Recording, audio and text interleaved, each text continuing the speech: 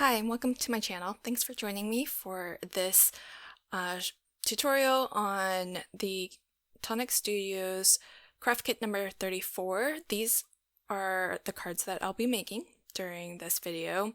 So I'm just gonna run through like a quick recap of all the cards. So if you're interested in seeing how I made them, then please do continue watching.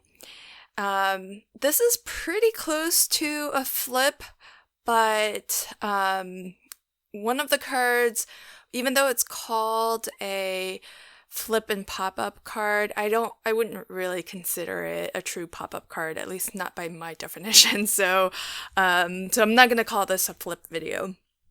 In this first segment here, I'm just playing with some of the Nuvo products that came in the kit. And so here we've got the Aqua flow marker, and basically, as you saw there, when it arrives, the brush is white because you do have to take the little yellow ring off and then sort of prime that ink so that it just starts to wick into those brushes. And then I squeezed out a little bit of the Nuvo drops that came in the kit and just did some squishing. The blue mat that I'm working on is a silicone mat, so it makes for cleanup, really easy cleanup. And here I just kind of scribbled some of the Nuvo drops on, and I watered down the glacier paste just a little bit, and that makes it a little bit easier to paint with it. And I do love glacier paste. It's so sort of rich and creamy and really nice to work with. And at this point, I don't really have any cards in mind. I'm just playing with the different media and just having some fun and seeing what comes of it. So here I'm just adding some of the Aqua marker to the panel that I finished, and I did let it dry. That way the color can sort of build up rather than just mix in and then you would only kind of see one kind of muddy or mushy color. So here I'm diluting it a little bit, but then I'm giving it some time to dry, and I'm actually using my heat gun to dry it more quickly so that I don't actually have to wait and just let it sit and dry on its own. And if you do use a heat gun, if you try to apply some heat from the back of the paper as well, then that can help a little bit with the paper warping. But ultimately I did find that I had to, once everything was dry, just put it under some really heavy weights, and that helped to really make it straight again. And I'm going in just to add some, I guess, veining. I was trying to go for like a more marbly look, and so I'm going in with a fine brush just to add some squiggles and some lines at random. And it's really hard for me when I work on panels like this because it just doesn't look all that great to me. But I always have to keep in mind that as a full panel, it may not look like a work of art per se, but when you cut it down and you're using it as just like a base layer and you'll have things on top of it, then it becomes more interesting. So initially I just wasn't all that thrilled with that panel, but I set it aside and just kept on working.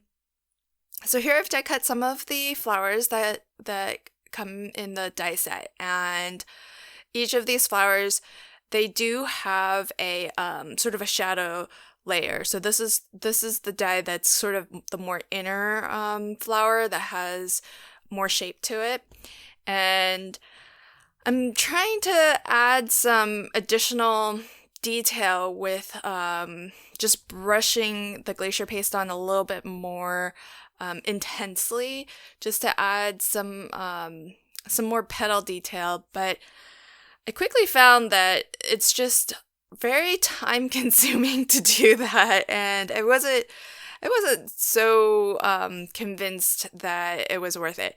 So then I just started to go a little bit more abstract and just lay down some color. And I tried again with the veining, but this time using the Aqua marker, which it sort of worked, but again, I wasn't terribly convinced that it was worth the time to do that. So instead, what I'm doing is just sort of ink smushing some more and just coloring the paper first, and then die cut from that. So here's an example of just, a random panel that I created earlier.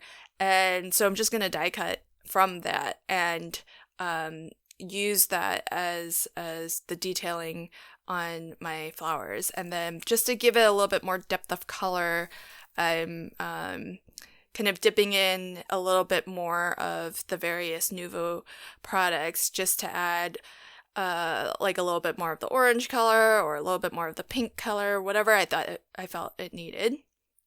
And this is the first time I'm using the Nouveau watercolor paper, which we got a nice generous pack of it, which is nice. And it comes already sized in USA 2, so that's really convenient because that's the most common size card that I tend to make. And I'm going for this very like drippy organic look, so I've really watered down the glacier paste, and I'm trying to flick some more spots and stuff on. So really, really fun to work with.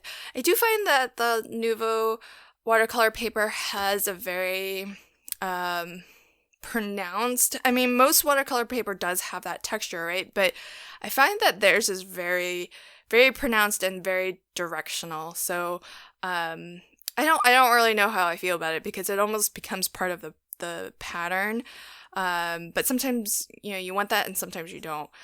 So here I didn't show it, but I die cut those flowers from foam, and I'm just using that as a stamp. So all I did was, again, mixing the glacier paste with water. I'm dipping my foam stamps into that and stamping with it. So it's just another way of using your dyes. You can use them, create stamps from them, and it's just another way of using your glacier paste. Just water it down, and then it can sort of act like an ink. So I'm making my own, almost my own pattern paper here. And because I had so much glacier paste left over, I just decided to make 2 panels. They're more or less the same. And I wanted to add some more of those kind of natural flicks. So here I'm adding that in, and as well adding a little bit more color, because one of the panels, there was a difference. One of the panels I used some of the orange from the Aqua marker. So a little bit of a difference. So one has a hint of orange and the other is just the glacier paste. And I'm just making some more just washes of colors so that I can die cut some more flower petals from. So this is how I do my flower shaping. So I use this flower forming mat. It's from McGill, and it's pretty dense. And even though you could try to use something else like a mouse pad, I really find that, and I've tried that, but I really find that this, I don't know what it is, whether it's the density or what, but it really does work a lot better than just like stacking up fun foam or using a mouse pad. So if you do think that you would really get into flower forming, I would definitely suggest getting one of these flower shaping pads. How I like to start is from the back of the flower, and I just kind of soften that paper a little bit, go all the way around the edges to bring those petals up, and then I'll flip it onto the other side and kind of push right down in the center to really bring all those petals inward. And if you want even more pronounced wrinkles, what you can do is from the back side, really just push down on the tips of the petals like I'm doing here. And that just really crinkles it up quite a bit. And I do want to note that at this point, all of my petals are completely dry.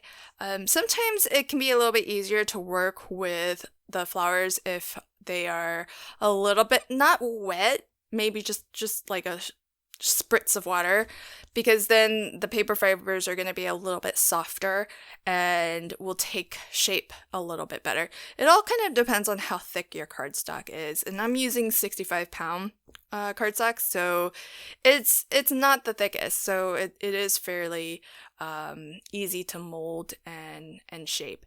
And here I'm just experimenting with how many layers and what size of petals I think look the best, and I'm using my Beacon 3-in-1 to attach it. And every time I add another layer, I like to really push down in the center and make sure that, because there's so much curvature, I just really want to make sure that all of that's making good contact from one layer to the next. The Beacon 3-in-1 does take a little bit longer to dry, so you do kind of have to hold it there for a second. And when I layer up, I try to find layers that aren't as curled up to be towards the bottom, and then even if it's the same size petal originally, if you curl it more, then it just looks like it's smaller. And I did make a bunch. I skipped, I cut out a lot of the rest of that just to show you how I'm finishing up these flowers. And I've just got some flatback pearls in a variety of shades and sizes. And so I'm putting a little bit of tacky glue right in the center to just finish these up and add just a little bit of sparkle and shine right in the middle there. And I'm really proud of myself because I think this is the first kit where I've actually used pretty much everything that came in the kit. I didn't use all of or each of the various types of papers that we were given, but I used all the tools. I used the stamps. I think all of the dyes. I used all of the Nuvo products, so really proud of myself. So here I thought that I would just mix it up a little bit, and instead of using flatback pearls, I used some of these really small, they're more like gemstones, and those are just going to be on my single flowers. Okay, so now we're into the card making. With this first card, what I'm doing is I'm going to actually cut out an aperture using the Wreath die. So I die cut once just out of black paper just so that I can sort of position and figure out how I want my wreath to look, because that black paper gives me an idea for what the other half of my aperture is going to look like. And so I ran that through once, and now I'm going to run it through again.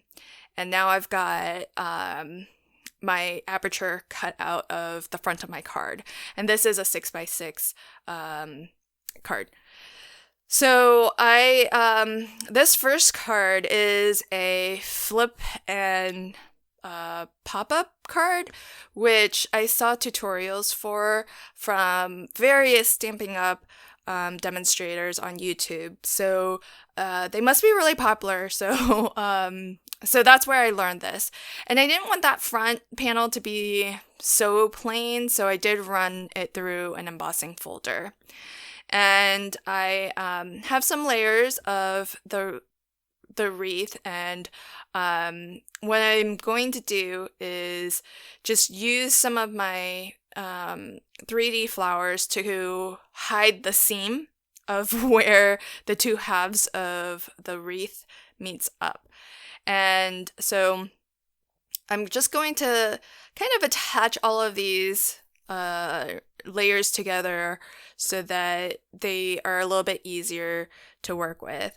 Now I started using my Tombow Dottie tape runner, and then at some point in my card making, I realized that this kit came with a Dottie tape runner, so I do actually switch over to use that one. at some point. I can't remember exactly when.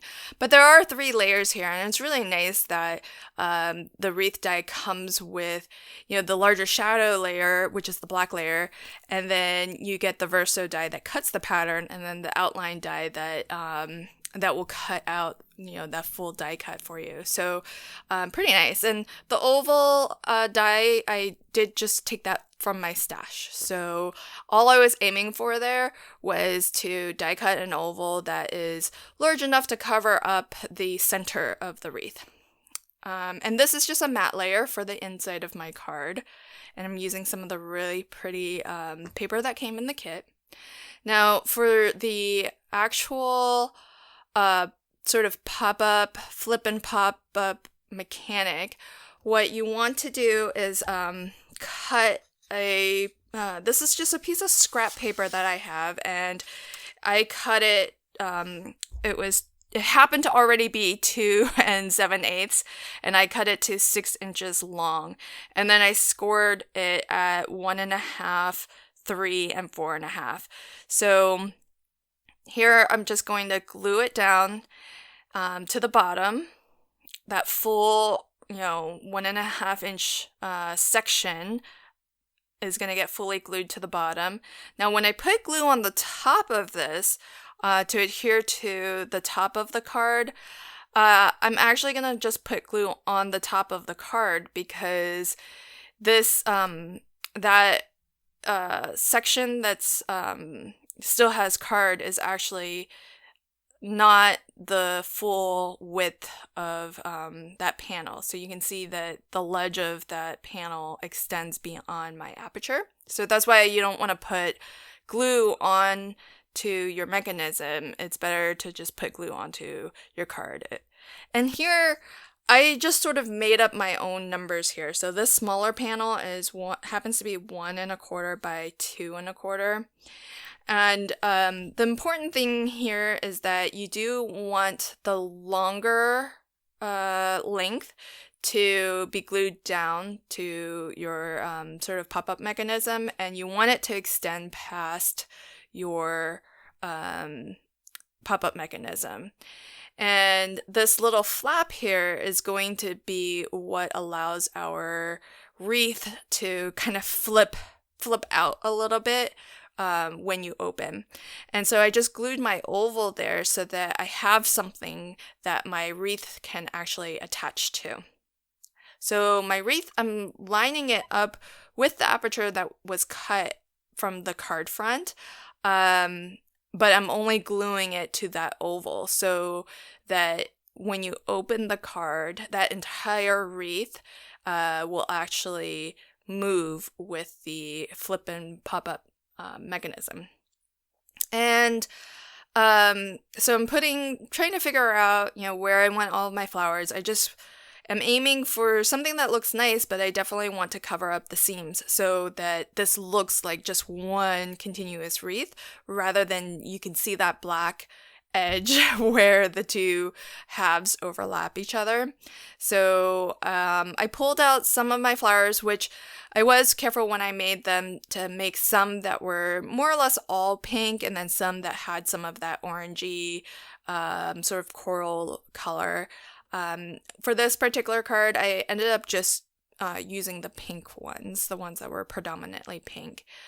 And so I'm just using a little bit of tacky glue to adhere those on. And I think I use glue dots in some cases.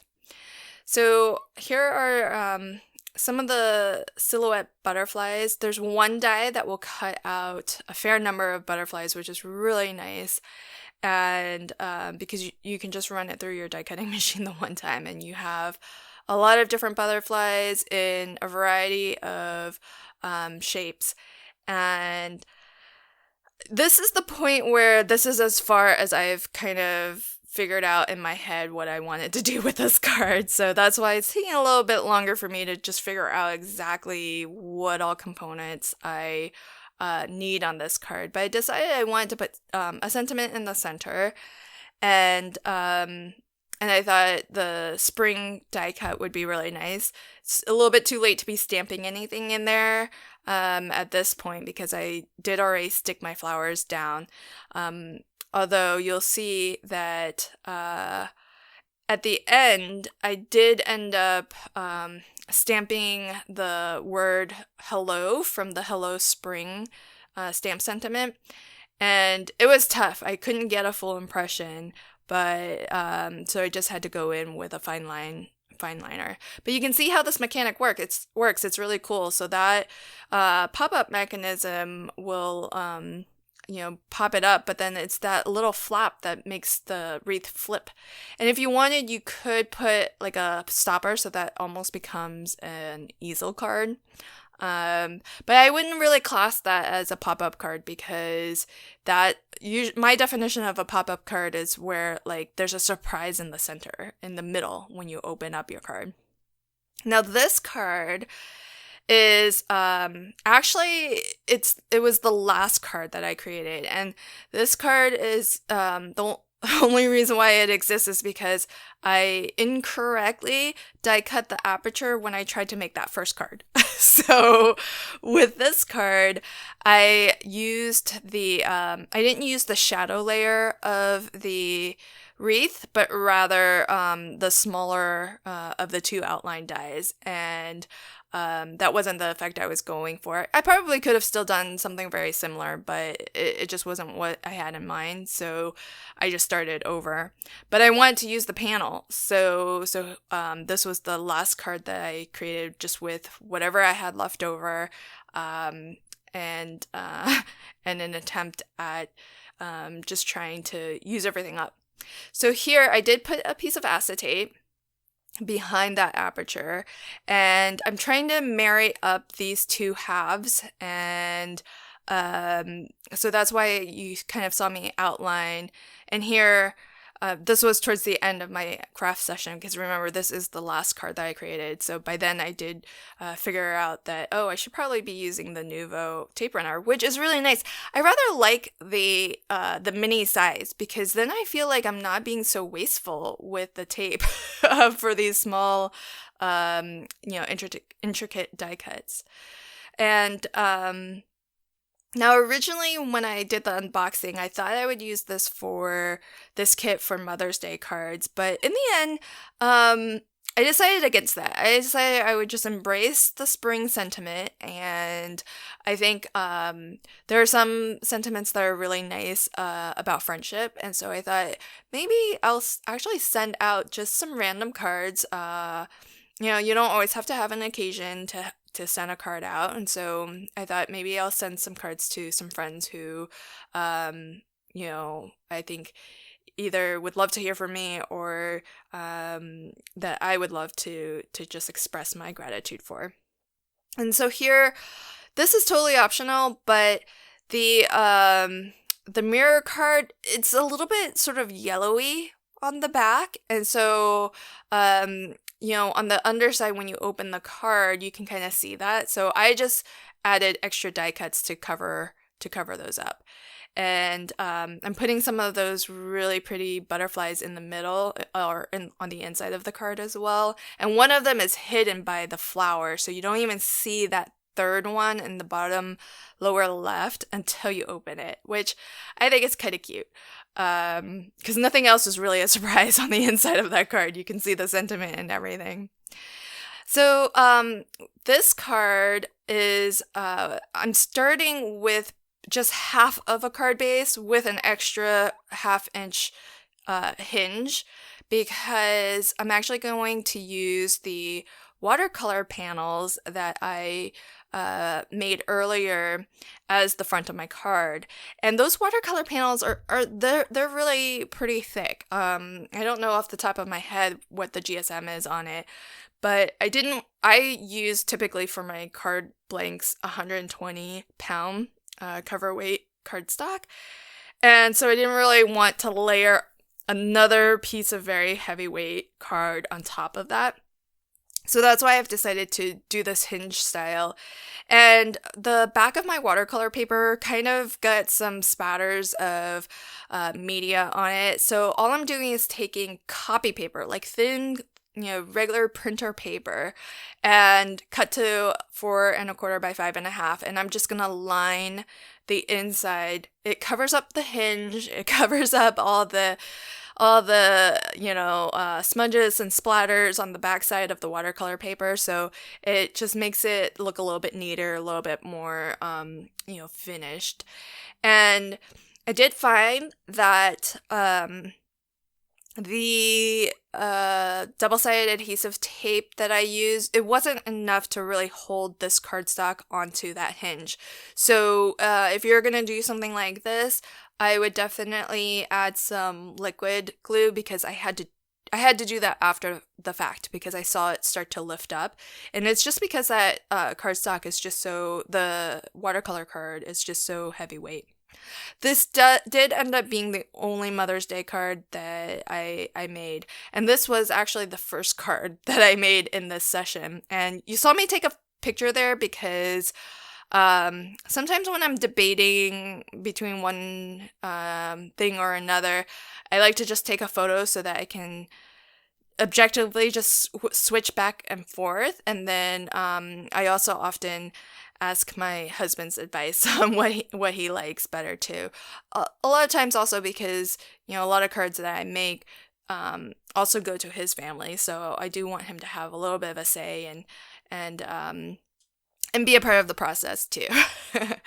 So here are some more of those really, really pretty butterfly silhouettes, which I loved working with. And I really like this mirror card. I might have to buy some. I wasn't sure that I would totally love it, but I ended up using that the most, I think.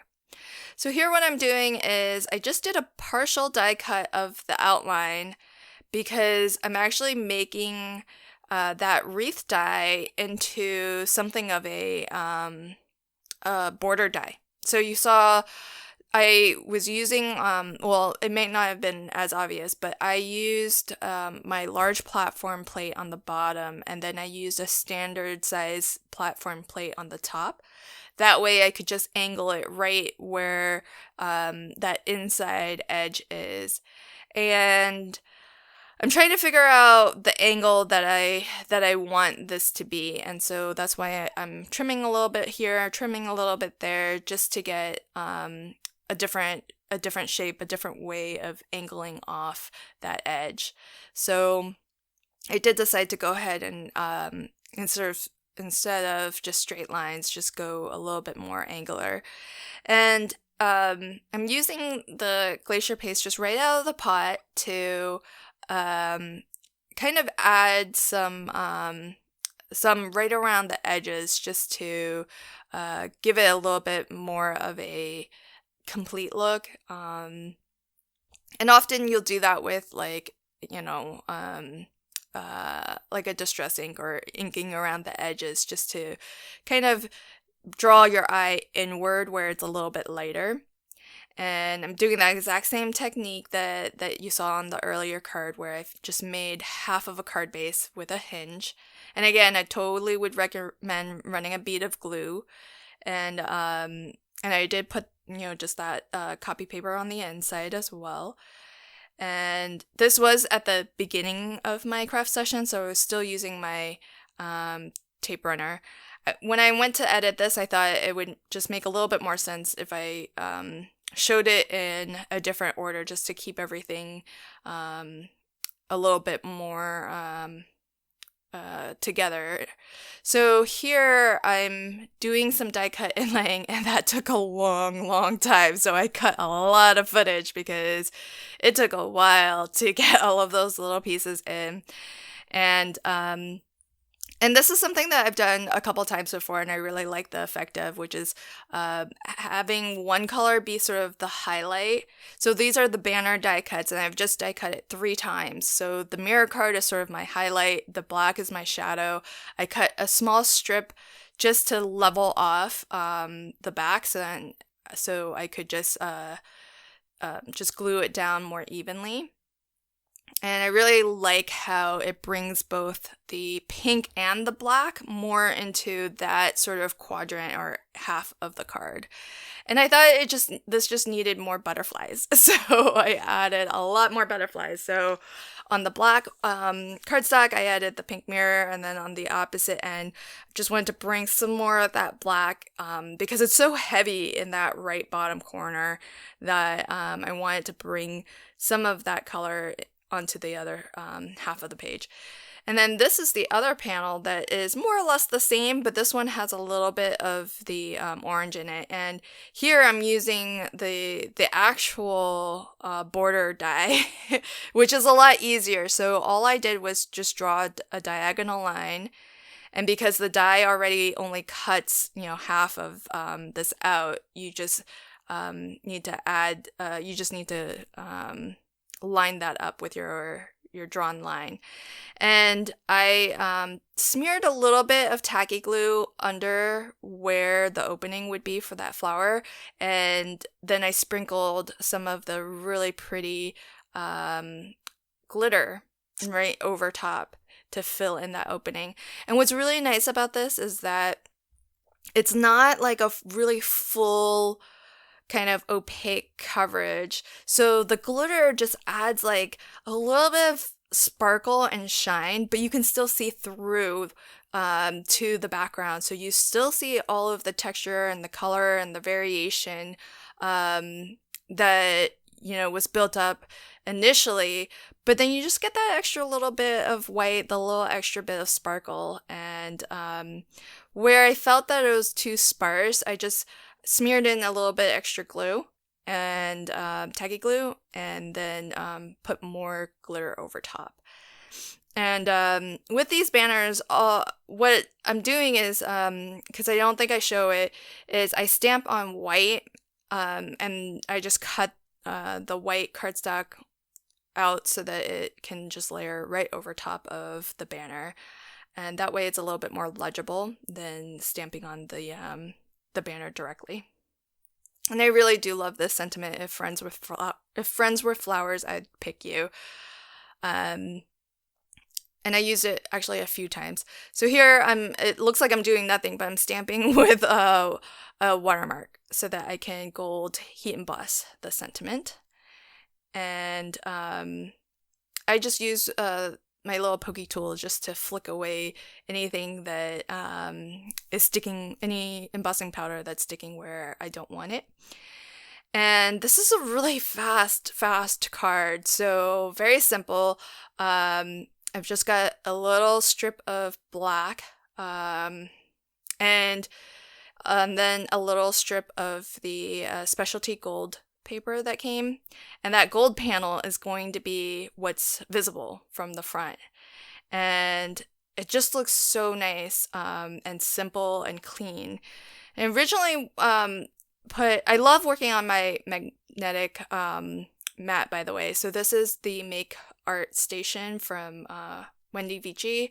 It's awesome. It's awesome for composing and stuff, where you can really just keep your card closed and flat, and then try different things out. Originally, I was thinking the black, because when you open the card, you see the black. But then I thought, well, you're not going to know that until you open it, and it's going to look weird. So I thought the gold, same exact specialty paper. And the reason why I put the black at the top was just so that on the inside, it's all one level. And I figure I can write my message with like a white gel pen.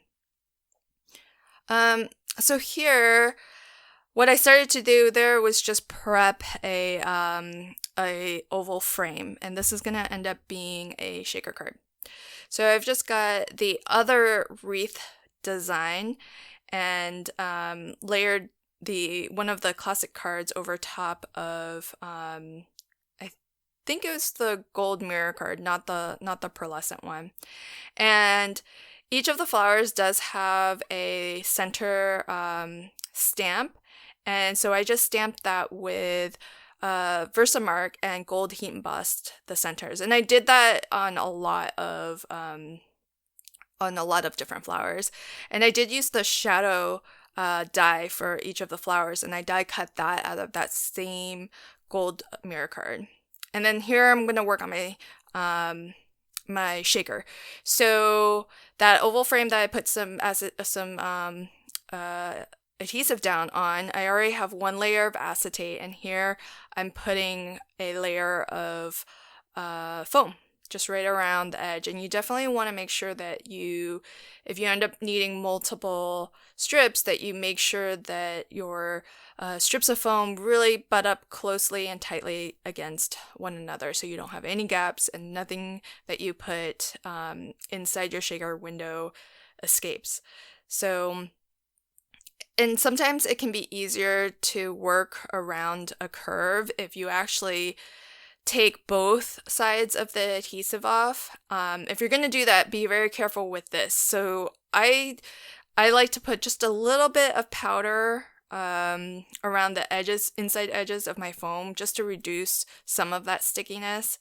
And here I'm just going to put another this is the confetti that came in the kit, and then I've got another piece of clear acetate larger than my oval, and I'm just gonna burnish it down really, really well, and then I'll just cut off the excess. So this is a little bit different from how I normally put a shaker component together, but I do always use two kind of pieces of acetate to have like a fully enclosed shaker, because I just find it easier to use this as its own sort of embellishment, so that I can position it on my card, as opposed to pouring shaker bits onto my card and trying to fit the shaker frame over it. I just figure it's just a little bit of extra acetate just to back it, and then it'll be so much easier to line up and position. And here I'm doing something very similar to the other ones, where because these wreaths are in halves, I'm going to just kind of figure out how I want to configure these so that they meet up. And of course, my ultimate goal is that I will cover up those seams so that it doesn't look like it's two die cuts, two separate die cuts, but rather just one continuous one. And I did use some more gold heat embossing on the black banner, just to really keep this very almost monochromatic. The only splash of color is that little bit of pink, where I did die cut an oval out of one of the earlier panels that I created. And I want to give my banner just a little bit of curvature and dimension, so I just use my fingers to kind of round out the center and then round up the ends. And I use 3D glue gel from Kalal to pop the center up and give that some dimension, but then I use just regular tacky glue on both ends to keep those down. And here I'm just putting a little bit of foam behind where the flowers are not going to be sitting on the wreath. That just brings it sort of up to, or at least close to, the level of the wreath, so that it's a little bit more stable and is a little bit more adhered down. And these little flowers, I think they turned out really well, just being, die cutting that the shadow layer from the gold, and the center of the flower from, I think it's the Buttercup or Buttermilk classic card. Well, that was my last card, so here's a final recap again of all of the cards that I created using this kit. That was the only Mother's Day card that I created, even though my initial intention was to actually make all of my Mother's Day cards with this kit. But I do really like the sentiments in the stamp set, so I think for some of these cards, I'm just gonna send it as a, hope you're doing well, and that things are turning up, and then some just sending my thanks and gratitude to some of my friends, like this one, because I love that sentiment, and And you can see between those two cards just two different ways of using these dies as border dies. So one is designed to be used that way, and the other one, with a little bit of creativity, you can treat as a border die as well.